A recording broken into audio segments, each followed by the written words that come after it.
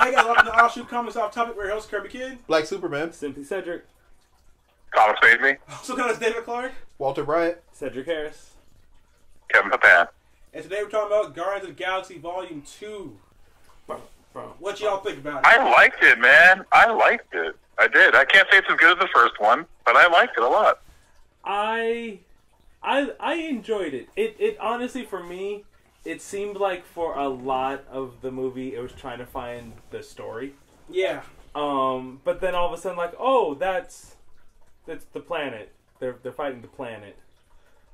But one thing I thought was hilarious was all the stupid people when the seed started spreading onto the different planets. Oh, yeah. Everyone was like, let's stop and look at it. Yeah, people don't. By the way, so his dad's ego. Yeah. Yeah. That's not in the comic. Yeah, but you know what? That was There's a lot weird. of things that weren't in the comics. Yeah, I mean, I was okay with it. It was just, like, that was weird.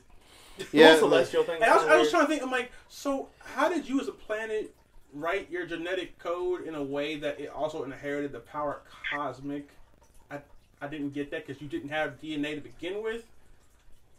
He decided what DNA is. They took a lot of liberties with Ego. They really changed Ego as a character a lot. He could make facsimiles of himself, so he could make them little duplicates like Kurt Russell. He was able to do that.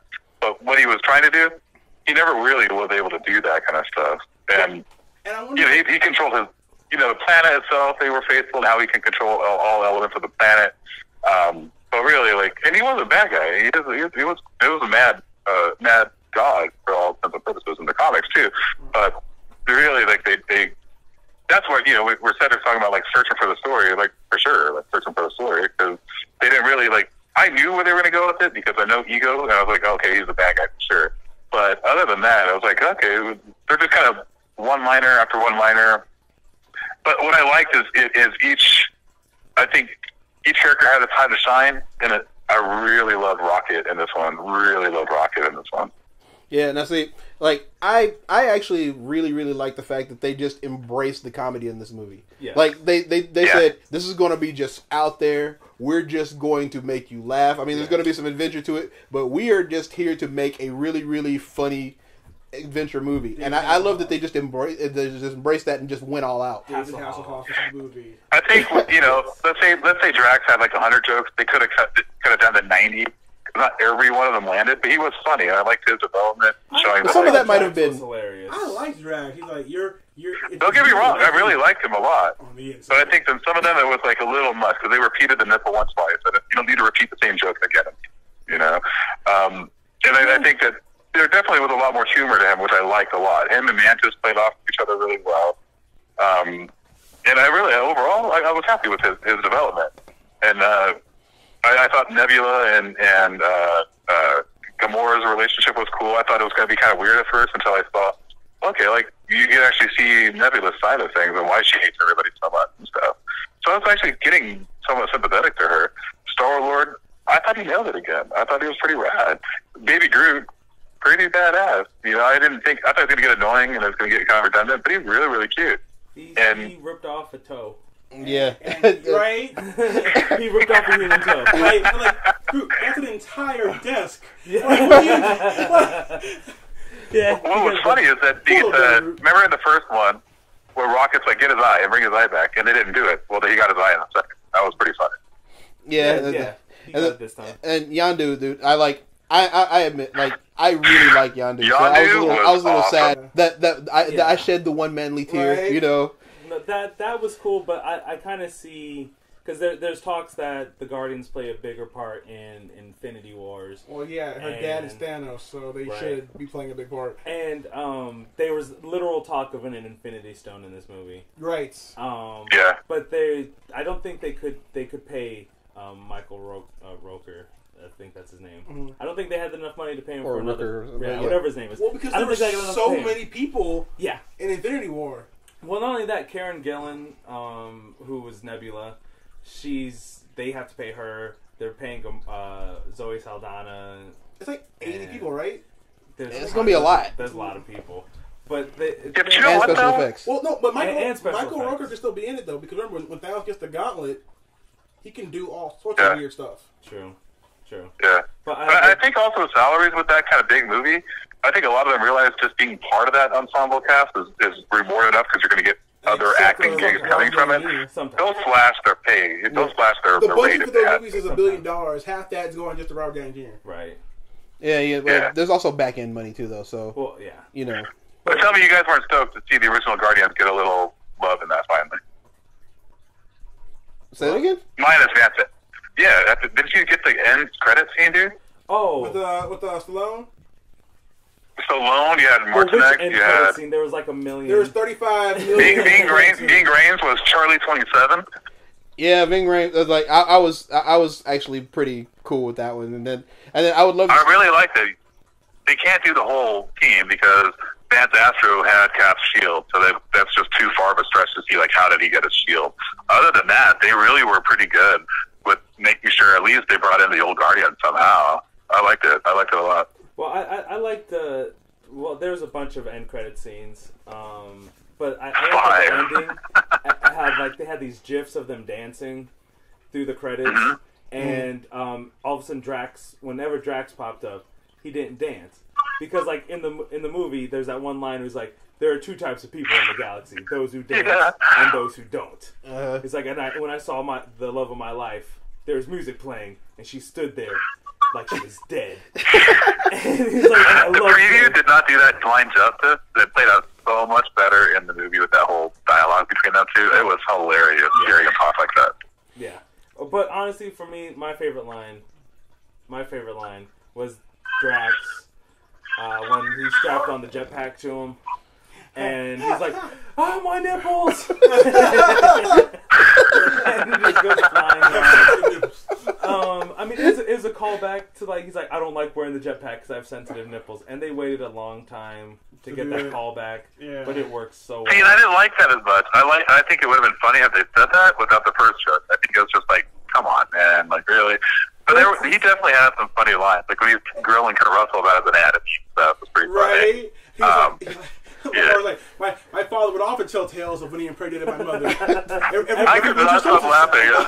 I was like, I could not stop laughing when he said that. That was hilarious, bro. I love it when he was laughing at Star-Lord's secret being revealed. Oh, right. And then Mantis put her hand on Drax, and then she started laughing and pointing too. I thought it was pretty cool to hear Star-Lord say, like, when Star-Lord figures out he can manipulate the planet and do stuff, I'm going to make some cool stuff, he's saying. And then at the end, he's playing with Pac-Man. I thought that was pretty rad. Well, he said he was going to make some crazy stuff. Yeah. I love that, which is cool because Bandai got to be in the credits. So I'm like, yeah, go Bandai. But, yeah. And, by the way, David Hasselhoff got some love, finally. Which great. Well, it was kind of weird, like, other than Hasselhoff's kind of weird. But how they tried to mix Ego with the Celestials, because like Galactus fought the Celestials. Yeah, well, apparently Ego's and apparently Ego is a Celestial. And they have not said the power cosmic yet. That's what that was. No, that power. Yeah. Like, this is the because they've already introduced the Celestials in the last one. Call it the power cosmic. That is a Fantastic Four thing. I figured it is. It was. They can't say it. It's just the light. I was hoping Star-Lord would keep his powers because they're gonna need that to fight Thanos. Yeah, but see, I mean, Star-Lord used his powers to play ball with his dad. So Wait, quick question. Okay, so he needed him to be a battery, right? That's what he said. Yes. But his power source doesn't come from him; it comes from the planet. No, he is. But he needed more people to manipulate it. That's what he definitely was. Got his power as long as the planet was alive, because the planet was the source of the power. Mm-hmm. So if the planet Ego is Star-Lord's source of the power, then how was Ego going to use him as a battery? No, I think what happened was he was to manipulate it, not to be the battery. He needed someone to help manipulate energy with. He put his seed in Star-Lord's mother, right, and then used her as a battery to grow a mini person planet in Star-Lord. Because like that's what I think. Because like. But then he needed all the other children died. His power should be independent of Ego. But apparently all the other children died. Well, because he explained it when he says, remember when he revealed that all the kids, he killed all his kids because they couldn't wield the light. He said, only you, of all of them, you can manipulate the light. So it wasn't about him being the battery itself. It was being able to manipulate it and be like a battery. But he can't, he had to use, he couldn't have the planet for whatever reason. Okay. He couldn't manipulate. He couldn't make his plan come to fruition like he was wanting to. So he had to have his Kurt Russell self be the guy orchestrating it. But then he needed somebody else because he wasn't powerful enough to do it. So he had to have a battery or a manipulator with his son because nobody else could do it. But as soon as the planet was extinguished, they all lost their power. So Star-Lord is just regular Star-Lord now. Yeah. Okay. So techie guy. All right. There was too But much. I liked the Star-Lord relationship with his dad because it was pretty cool. Going back to the first one where he was searching, for identity, who he is. He wanted to feel whole, and then you see, okay, he's getting a little bit of it, and then you start seeing that stuff gets satisfied a little bit. And sure, it might have been forced at times, but I thought it was pretty cool. And then all of a sudden, like the reveal. To me, it's madness. Okay, so look, techie guy. There's too much information to process with one computer. He needed a second computer. He plugged that in, and then he was able to process it. So the term battery was incorrect. Yeah. Okay, now it makes sense. Thank you, Walter. But I was like, okay, but like his power source is the same as yours. Now processing, that sort of makes sense. It shouldn't because his brain is so much more powerful. But sure, I'm sure this infinitely smaller brain is also going to help you. Well, here's my thing. He's a planet. He manifests a planet that's him. And then he's like, I imagined what life would be, and it just happened to be some dude with feathered hair from the 1980s. Right? Also, in the comics, the Ego is the mad. Cool, though. He was cool. Wait, but couldn't he? But in the comics, Ego was the mad planet. He was go crazy. There were other I get his motivation because over time, his isolation drove him crazy, and that's what they kind of play to in the movie too. And then over a while, he probably started innocently enough with trying to explore and find his purpose, and then once he started millions and millions of years going, he went insane because he was a living being and he just was isolated and nothing else compared to him anywhere. So I didn't like his master plan, but I get it a little bit, But see, I don't because with a master plan like that, if you're saying that him being separate made all this happen, then why would he want to then be the only thing there? He wasn't. He was going to be. There were going to be all the other planets. He wasn't going to. He was going to destroy life on the planet, but he was going to keep the planets themselves. So it would be his consciousness in each different planet. No, he said he was erasing the planet because, he said it was just going to be him and Star-Lord left. Yeah. He purposely pointed out that all that Star-Lord's friends were going to die, but that was going to be okay because the two of them would be left. He said that. But they would still be the planets. It would be one consciousness. There wouldn't be multiple consciousness all over the universe. Exactly. And he was literally killing the people on those planets. Like that. And it was just amassing more power and amassing, But that's kind of thing. That's what the point is with him, is that because he was mad, it didn't really make sense. Like you're saying you're lonely because the isolation is what drove him crazy. You see that he's saying it's going to take you millions and millions of years to develop all this. Well, over the millions and millions of years is when his plan went awry and he started becoming crazy and stuff. But at the same time, it was flawed anyway because you're talking about being lonely. You're not really fixing that. You're killing all your kids, and you're going to use your son up. You want to use him and have him be a part of this, but we all knew he was going to kill him anyway, or try to anyway. He was never going to keep Peter, no matter what. And also murder the woman you love. Right? Yeah. Yeah. When he dropped that bomb, I was like, oh man, he's going to try to kill him. And then he did. BVS, you don't mention people's moms. Right. When you have them where you want them, because then they're gonna be like, "No, Martha." No. Or Spider-Man. There's a million Marvel movies out there too where you don't mention the person you love. But even still, that was the correct response. He's like, "Oh, you kill Mama? Bang, bang, bang, bang, yeah." bang, bang. He just immediately murdered him or tried to murder him. But because I think we were all at that point thinking, how is Peter gonna snap out of it? Because he was being seduced by it, and as soon as he realized the one person he loved in the whole universe was killed by his father, boom, you're done. No. He had other people he loved. That unspoken thing amongst the Guardians. Yeah, I thought that was pretty funny, but it was still one of those things. It was a Sam and Diane kind of thing, where because they didn't speak about it, he felt that way. You didn't really know how she felt. We do now, but you didn't really 100% know. But for sure, we all knew how much he loved his mom. No matter what, we all knew that. Like she loved him and he loved his mom. And his whole pain was. Coming from the fact that he lost her and had to see it happen. And I kind of felt that as he talked about it. Like, damn, he really, I knew he loved her, but it was like, damn, he really loved his mom when he was talking about it. And I watched her die. And then as soon as he realized, his dad is the one that killed her, you're like, oh, that's not good. And it was only a split second that he reacted to it, but you're like, oh, that's not good. And he came out of it and killed it, or tried to kill him. So I love the part where they were in the ship and something was happening, and then his dad was outside, like all skeletal. And he's like, "That's my dad." Like, he was like, "Of course I have issues. That's my dad." Right? And I was like, tell me what. Time waiting for your dad, and he's a magic evil skeleton. Yeah. But dude, like my favorite line in it though was "I'm Mary Poppins, y'all." Yeah, yeah. Like, My Mary second. Poppins, y'all. He's like, is Mary Poppins cool? And like, he said it with such conviction too. Right. It was funny. But like Star-Lord is dumb though. He's like, you said you're gonna eat me, kid. You really think that's what this was about? So Yondu's like, that was funny, right? But the dynamics between Yondu and Rocket was good. I think the pairings that they picked were they played off each other really well. And I did like that a lot. As a story, it didn't make a lot of sense. But as like that, characters, I like that. Fleshing out the characters, I like that. The dialogue was funny, funnier than it had been before. The action was bigger and better, I thought. Story was what suffered, for sure. The best part, though, was at the end when Golden Chick, it's like, she was coming up, she had that pod, and she's like, I think I'll call him Adam. Yes. The final stone. And we kind of get an idea. We kind of get an idea what Adam Warlock's going to look like, just by based on them. You're like, oh, okay, so they can. I mean, I knew they could pull it off. I was always wondering, how are they going to pull off a gold guy? What's he really going to look like? They didn't look that bad. They looked pretty cool. So I'm guessing they also have the stone to go with it. Most likely. Yeah. Yeah. Yeah. Yeah. And Thanos will be coming for it. Of course he will.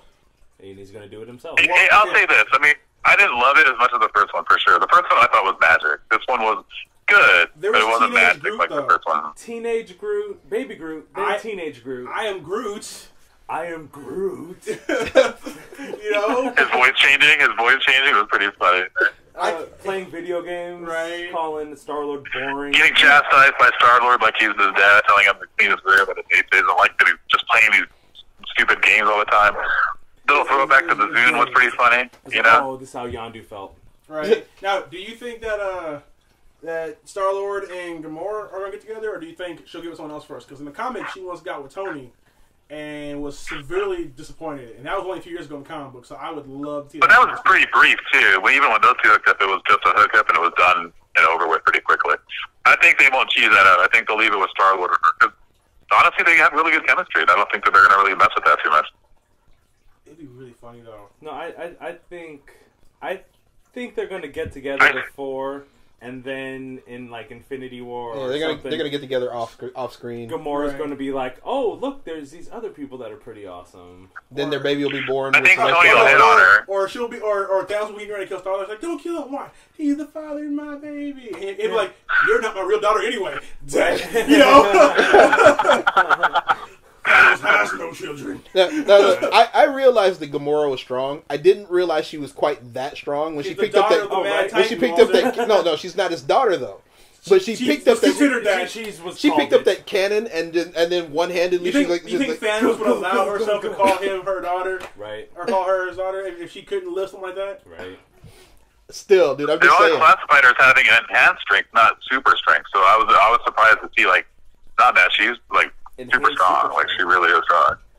Yeah, I mean, I like when she was holding Drax as they were entering the atmosphere. I got that she was strong, but then when she picked that cannon up, I was like, oh, you're like strong. Oh, yeah. You're like exactly, She-Hulk strong. exactly. Which a few times I thought. And by the way, not just holding the cannon. Holding the cannon and rewiring it while she's holding the cannon. Walking. Doing things with one hand. Walking forward. She was not tired. After running away from a ship and jumping down a I gotta see Tony hit on her even more now. Because a slap from her would really hurt him. Like he would no longer be Playboy. By far the standout to me.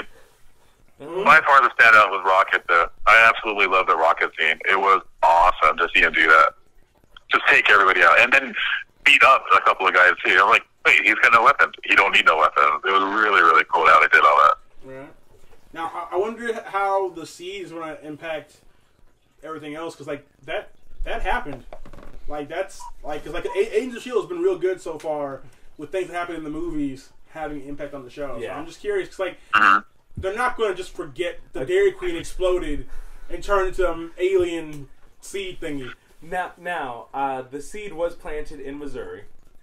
Oh, so no one cares. Well, there's that. but he broke a Dairy Queen though, man. Everybody cares about Dairy Queen. No, America's going to war with aliens. No, Walter, it wasn't a Dairy Queen. It was the Dairy Queen in all of Missouri. Yeah. Okay. Look, so, I'm from that Granddaddy area, man. We're not that man. backwards. We got 2 Dairy Queens Where's the other one at? in Tennessee. And I didn't catch it. Did that mask disappear, or did the mask stay there? No, On it's each still planet, there. it As far as was I can It tell. went dormant when he So first then they have- formed it, so then they and have to then, touch on it. Yeah. Yeah, I mean, it grew. It didn't just And also, dissipate. you gotta think how many other planets got affected, and also who's Right. coming after Star-Lord for revenge. Right. Because like, well, I didn't do it. Yeah, but your But dad they- did. And he's dead, so kind of gotta kill you now. Right. Did you see the timeline though, and where it fits? It's like 3 months after the first movie, but it's like 2 years before Age of Ultron. So it's like it's all kind of messed up in the timeline now. It's before Age of Ultron. It's before Age of Ultron. Is it?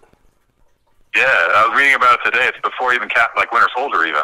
See, I always thought like they're in space, so like when you use, they jump like a rocket and Yondu made like what 500 jumps, 700. It's the 700 jumps. Okay, that was 700 jumps at either at or near the speed of light.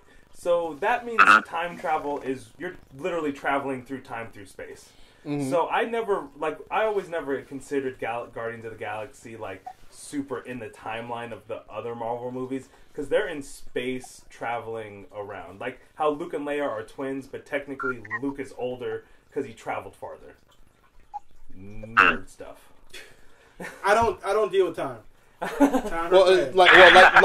light speed travel. When you come out of light You would- speed, your time would have been time has moved forward for them. right. Yeah. Yeah. But The only reason I say that is because if they're going to touch on like the mask that's left behind after it didn't do anything, like that time's kind of passed. So you would have thought they would have talked about it already. You know? Again, it was Missouri. Oh, you don't be jacked so no up. one cares. You know, be jacked up. And since no one cares, it's in Missouri. If let's be honest, guys, Ultron's still out there. Incorporates the seed into himself, because that's really right. I'm not so sure Ego's even dead. No, they lose. But remember, He's gone. Ultron did go to space. But parts of Guardians he, have fought Ultron before. he was extending parts of himself out throughout the universe. Yeah. There's nothing Yeah, saying he has. that. Say that again. Remember the Fax War? He's been part of their space battle in Marvel before. Yeah, so I don't have. I don't think Ego's even Or, completely gone. To be fair, Thanos could just bring him back for his army. Or it's comic Yeah, book for and he sure. can come back for whatever reason. Yeah, shoot, he could come back next movie and just not even explain. I mean, it. heck, dude, we now know that Captain Marvel may be coming back, like the real one. That We arc knew was that very though. awesome. That I arc was like the original 35 one, but we've pages, known. nothing. To find out that That Captain same Marvel, cover, they could have just said that. Right. the same cover that shows Captain Marvel coming back also shows the original Cap holding, in there too. So like, they're definitely reverting. They're going to come back to how everything was, but it don't matter, man. So Yeah, they've It's already all- destroyed it. before we close out, Yeah. if y'all had to give Guardians of the Galaxy Volume 2 a rating out of 10, 10 being the best, what would y'all rate it? 7. 7.5. Yeah, I'd say 7. 7's fair. 7.5. Well, I'll be the judge from Russia. I'm gonna say 5. No, I'm playing. No, it was a solid 7. It was a solid 7. So let's put that below, guys. If you saw Guardians, how'd you like it? Also, sorry, there were so many spoilers. We did not say that in the front.